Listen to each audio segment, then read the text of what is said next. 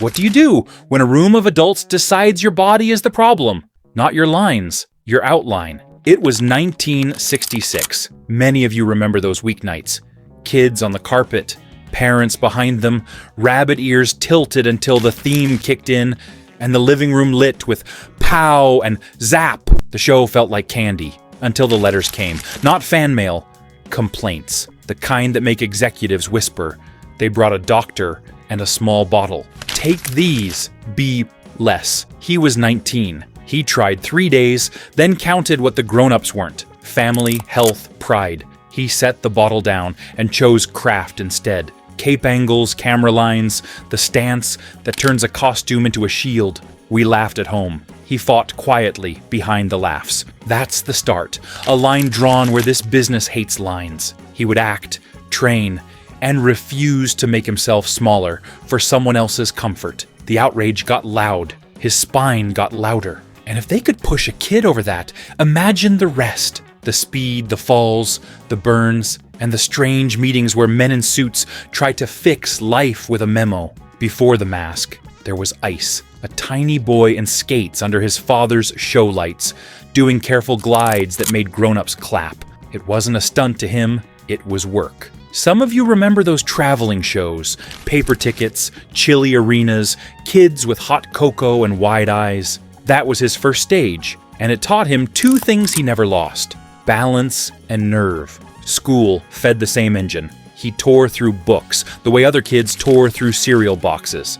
And numbers felt like puzzles he could pocket and solve on the walk home. First board in chess, because someone has to sit there, and he wouldn't give the seat back once he earned it. Counselors circled careers that sounded sensible: science, labs, a life in clean coats, and precise handwriting. He smiled, but the truth lived somewhere louder. He wanted a lane where a quick mind and a quick body could work at the same time. That overnight everyone talks about was years in the making.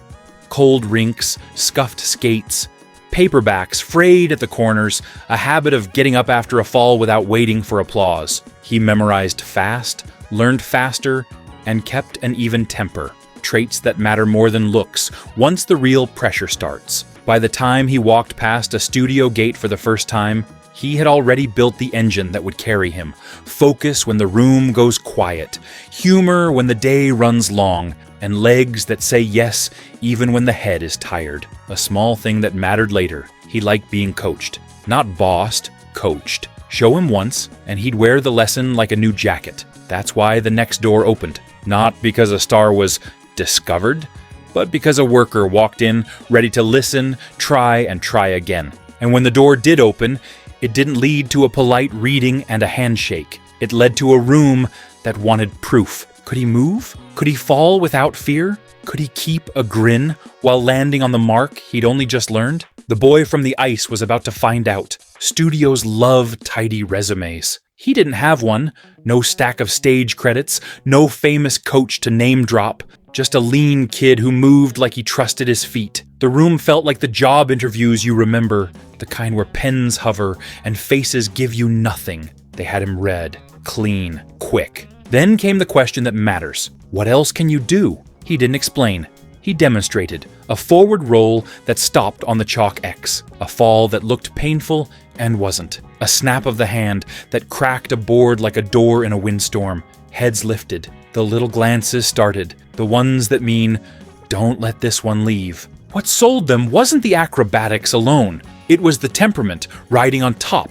Boyish without being cute. Direct without stiffness. The kind of energy kids would copy in a backyard and parents wouldn't mind. You could see a sidekick who wasn't a tag-along. Someone who could take a Tuesday punch and throw a Thursday grin like nothing happened. That's television gold in any decade. Paperwork appeared. He thought it was agency stuff. It wasn't. The smile across the desk said, "Welcome to the fire." He signed, stepped into sunlight, and didn't yet understand that he'd just joined a national habit. January 66 arrives. The theme hits. Lunchrooms argue villains, and his first name is suddenly enough. Overnight, the phone rings like it has a vendetta. Here's the part viewers never see. The audition doesn't end when you get the job. It just moves to a different room. Every week, he had to prove he could bounce without breaking, hit the mark without looking down, keep the spark the network sold in every promo.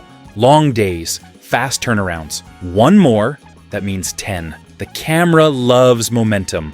Momentum loves to chew. And beneath the applause, the grind began. Wood that splinters when it shouldn't. Smoke that hangs too long. Timing that punishes the half-second late. He learned it fast. The way you learned your trade.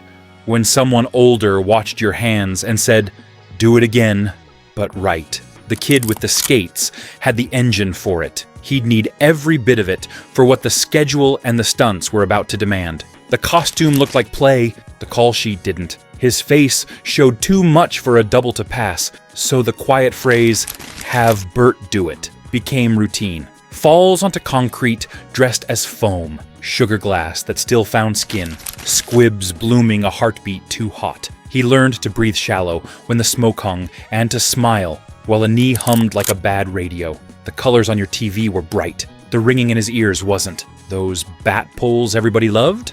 Not toys. You sprint, jump, and trust your hands.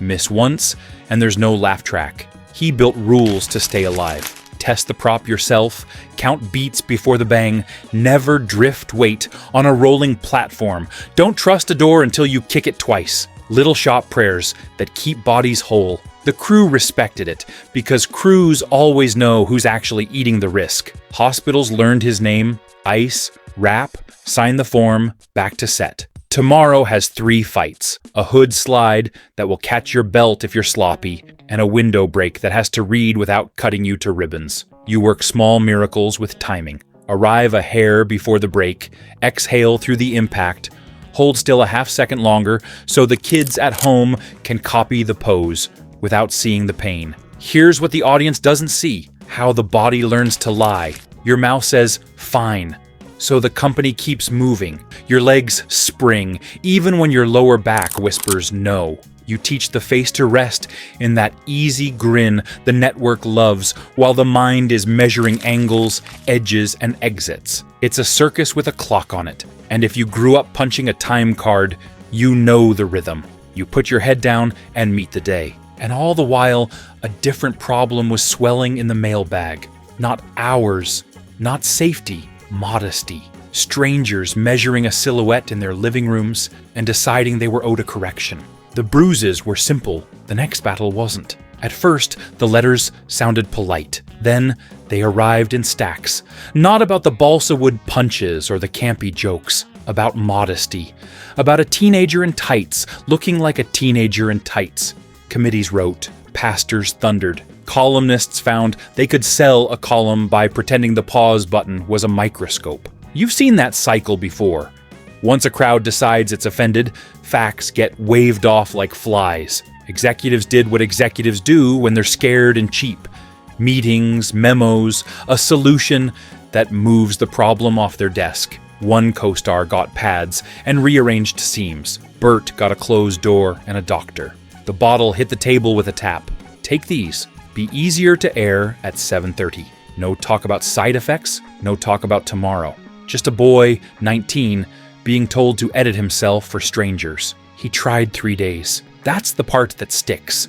Long enough to feel the wrongness. Short enough to keep the future he hadn't even dreamed yet. Kids, health, a body that belonged to him. The decision wasn't dramatic. He screwed the cap back on and threw the pills out. Then, he went back to work with a new rule. Fix their problem. With craft, not chemicals. From there, it became geometry, cape angles, sight lines. A half turn that calmed a frame.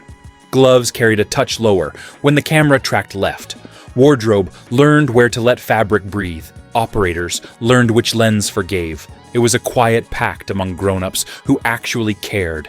Protect the kid, protect the shot, keep the day moving. The mail kept coming. The ratings didn't blink. He held the boundary. Polite, firm, no speeches. I'll act. I'll train. I won't make myself smaller for your comfort. That single line hardened something useful inside him.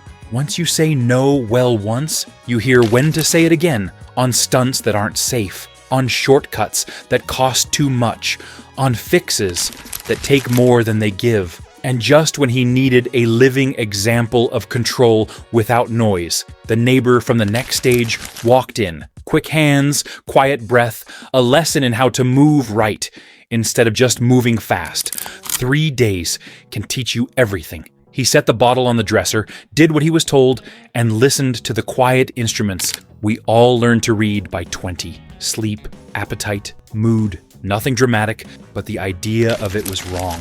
A healthy body turned into a fix. A future bargained away for a cleaner frame at 7:30. If you've ever had a boss ask for something that scraped your conscience, you know the feeling in the ribs. So he chose the long road. Skill over shortcuts. He tossed the pills and sharpened the craft. Wardrobe eased seams where it helped. He learned to float the cape, so it settled exactly where modesty needed it. He mapped the set like a carpenter measures a room.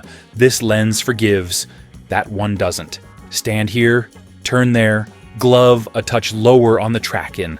Crew, older, kind, practical, backed him with the small courtesies that save a kid. A tap on the elbow before a move, a quiet word to the operator, a safety pin where only pros would notice. The letters didn't stop. He didn't bend. That's adulthood, isn't it? Noise on the outside, backbone on the inside. Many of you were raising teens then. You remember how fragile 19 is, how shame can tilt a young head. He kept his level. On set, that steadiness bled into everything else. Stunts done smarter, not braver. Fewer heroics, more control. He stopped trying to win a scene with force and started winning with placement, timing, breath. Saying no once made the next no easier to hear. He learned to pass on gags that weren't safe, to ask for another take when the angle was dangerous, to trust the quiet voice that had already saved him from a bigger mistake. You don't get applause for those calls. You get years of work, of walking without a limp, of being able to lift the dog food without your back arguing. And then, right when he needed a teacher whose whole life was control, the neighbor from the next stage appeared. Hands like quick punctuation, eyes that measured distance before motion. The lesson was about to turn from theory into muscle memory. Word moved down the lot like it always does. There's a young man on the next stage who trains between takes. No showing off. Rhythm, snap, breathe, reset. Bruce Lee. If you ever worked in a place where skill speaks louder than chatter, you know that kind of buzz. The name arrives first. The proof walks in right behind it. They met like neighbors. Hello, a quick grin, the quiet sizing up two athletes give each other. Then drills, feet before fists, distance before power. Bruce cared about placement more than muscle. Get the range right, and the strike lands without waste. Burt could move, ice in his past, stunts in his present, and Bruce saw it. What started as a few tips turned into a habit. Hit your mark, hit the bag, share a sandwich, back to set. Television handed them a gift, a crossover where Kato met Robin. Viewers saw speed. Burt felt composure. Bruce's shoulders were loose, breath even, eyes not chasing the target, but owning the space around it. Half the punch happened before contact. The feet set, the weight hidden on the ball, the line chosen. Watching that up close changes you.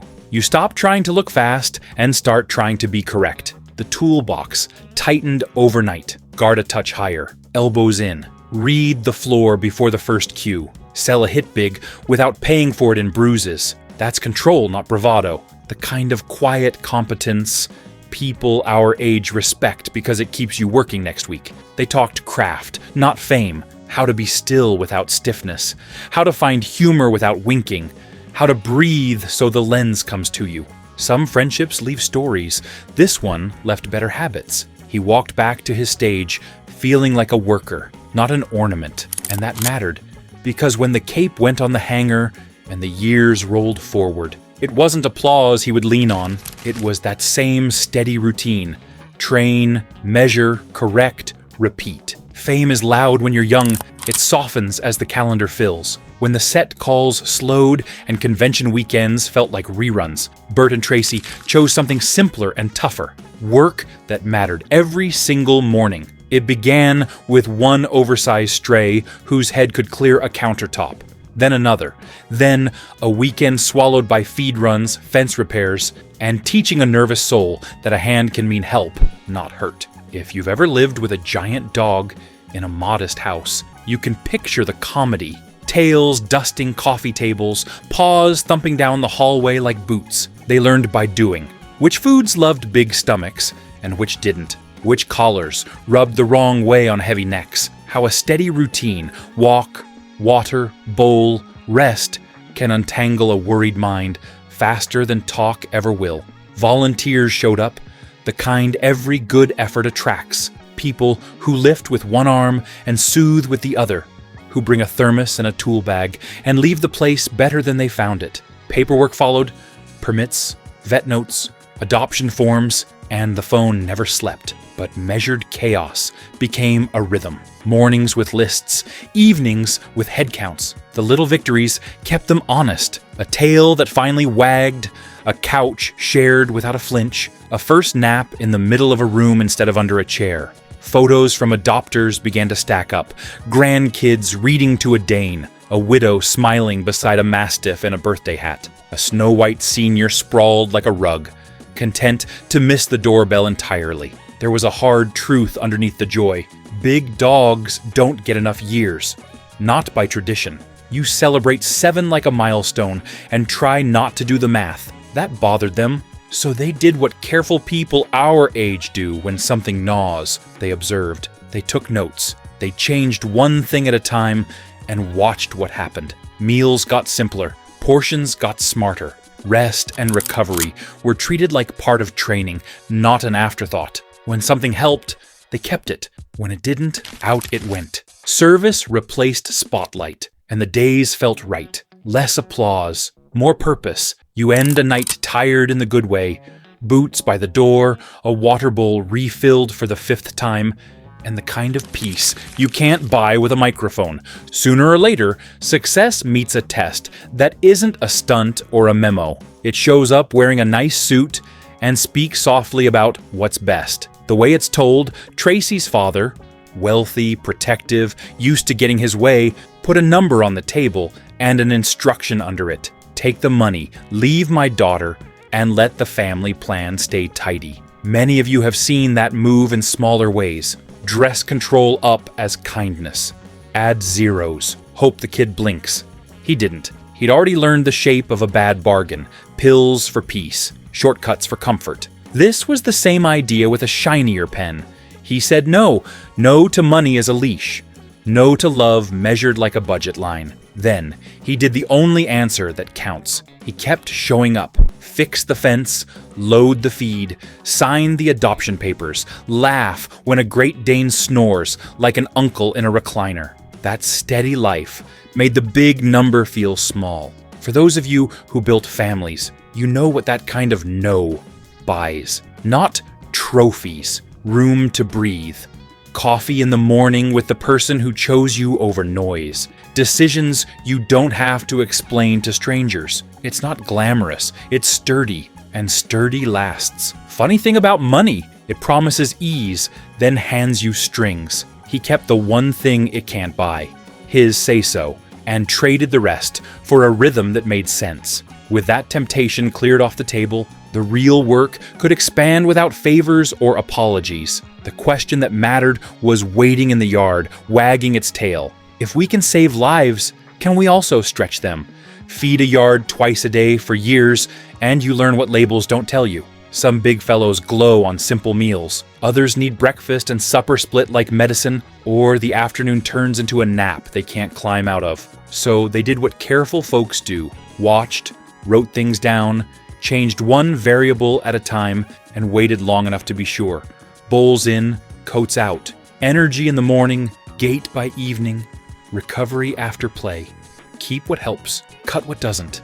No magic, just repetition and notes. Portions tightened, ingredients got cleaner. They treated rest like part of training and water like a tool, not an afterthought. The results showed up first as little mercies. Softer steps on cold mornings, brighter eyes at sundown, a senior trotting to the gate instead of ambling. Then the bigger surprise, Birthdays people had stopped expecting.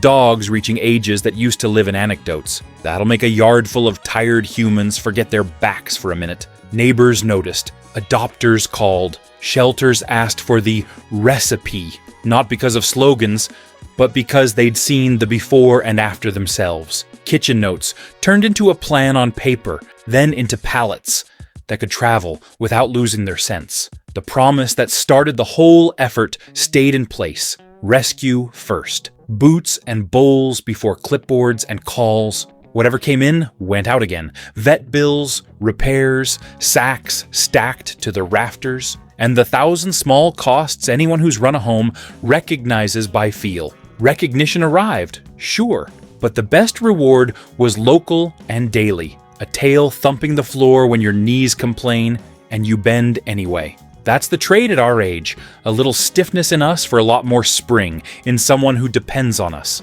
It's a good trade. And with the feeding problem on steadier legs, the story circled back to the city that launched him, to a square of sidewalk where the past and the present finally stood next to each other and stayed put. Hollywood moved slow, then all at once. One January morning, crews brushed dust from fresh brass. A star with his name on it, set right next to Adam West's. Two partners together again, the tall shadow and the quick spark.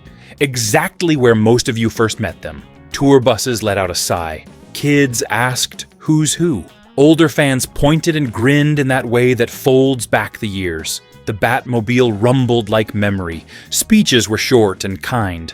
For him, it wasn't a victory lap. It felt like a ledger settling. You give a city your bones when you're young. Early calls, late nights, a few scars the camera doesn't show. If you're lucky, the city gives you a square of pavement that says, we noticed. The placement mattered. Batman and Robin, Adam and Burt, a sentence finished. He posed for photos, hugged the folks who made it happen, and headed home to the work that doesn't need microphones. The star stayed behind, catching sun, catching dust, telling the story to people who weren't alive in '66. That's what markers are for, not to trap you in the past, but to give strangers a place to stand while they hear what came next. Trends flare, service lingers, the noisy parts of his story, the letters, the memos, the bottle, make easy chatter. The quiet parts are what hold, feeding, lifting, teaching big, worried hearts to trust again. That's not a twist. That's a life. He chose a second act with fewer spotlights and more chores. Mornings that start with a list you can finish, and evenings that end with a head count and a clean bowl by the door. Many of you know that satisfaction. You sleep the right kind of tired. That first no did him a favor. It taught him how to refuse without bitterness. No to fixes that cost your soul. No to strangers treating your body like public property. No to checks pretending to be love. Learn that word properly, and the rest of your choices line up by themselves. A young man pushed to be smaller grew into the older man who spends his days making lives bigger. Strength isn't a pose. It's a pattern you repeat until it looks effortless. We've all seen the other version, names that get brighter while the people behind them dim. This isn't that. This is the good road. Learn the craft, draw your lines, love one person well, feed what you can, and let time do the polishing. By the end, the shine sits in the right places. Your work, your family, your neighbors, your animals, not in a headline, not in a bottle. Not in a stranger's idea of what belongs on a TV at 7:30. For those of us who watched in '66, the world has gotten louder and quicker. The cure's the same as it was then. Choose what's real. For him, real looks like a gate latch that sticks, a feed schedule you can set your watch by, and a Saturday morning where a dog who was out of time sprints like it hasn't read its own file. That's the part worth saving when the noise fades. They tried to make a young man smaller, and he refused. Not with speeches, with choices. He tossed the bottle, learned the angles, kept his dignity, and went where applause can't follow. Toward work that leaves the world breathing a little easier. That's the arc worth handing to kids and grandkids when they ask what strength looks like. We remember the colors and the weeknight ritual. Look past them and see the spine. The boy wonder became a man who traded catchphrases for feeding charts. red carpets for muddy paw prints, and quick fame for slow, steady service. Let others argue the old headline, we'll count the lives saved. Let them snicker at a costume, we'll smile at a star set beside a friend. Let them measure a silhouette, we'll measure the extra years he helped give to creatures that speak in looks and thumping tails. So here's our finish, simple and useful. Don't let anyone else decide the size of you. Draw your line, do your work. Leave something behind that wakes up happy when you open the door. That's what he did. That's why we're still talking about him. And that's why, long after the noise faded, the man didn't.